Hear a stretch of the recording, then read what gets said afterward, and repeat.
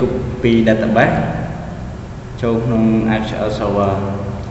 ដល់ពេលនេះនៅក្នុង database នៅក្នុង SQL server របស់ខ្ញុំអត់មាន database អញ្ចឹងរបៀបដែលយើង copy SQL database ចូលទី1យើងទៅរក database របស់យើង database របស់ខ្ញុំគឺ database library នេះ database យើង copy ទាំងពីរ copy ហើយយើងយកទៅដាក់នៅក្នុង try C program file យើងរកពាក្យថា Microsoft SQL server SQL server ហើយយើងយកពាក្យថា MySQL 11 ចុចគឺមួយនេះហើយយើងយកវា MySQL មក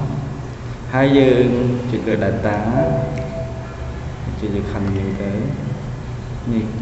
គឺយើងយកមកផាកនៅលើនេះអញ្ចឹងតាមទៅផាក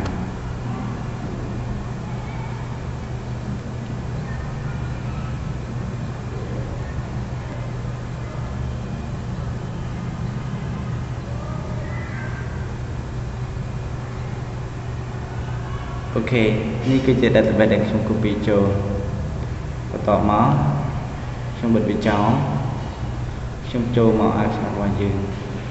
អញ្ចឹងក្នុង SQL server យើងចុចលើ database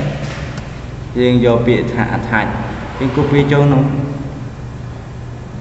path របស់វាប៉ុន្តែវាអត់តន់ស្គាល់ទេអញ្ចឹងយើងត្រូវ attach វាអញ្ចឹងយកពាក្យ attach យើងចុចលើ add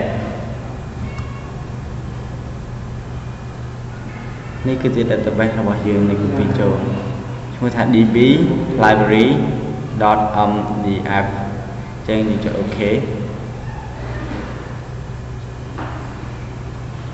ទៀតអូខេពេលនេះ database របស់យើងគឺបានចូលមកក្នុង SQL server ហើយនេះគឺជា table ទាំងឡាយដែលនៅក្នុង SQL server របស់យើងហើយទៅក្នុង query គឺបានចូលមកហើយគឺវាប៉ុណ្ណឹងការ copy ចូល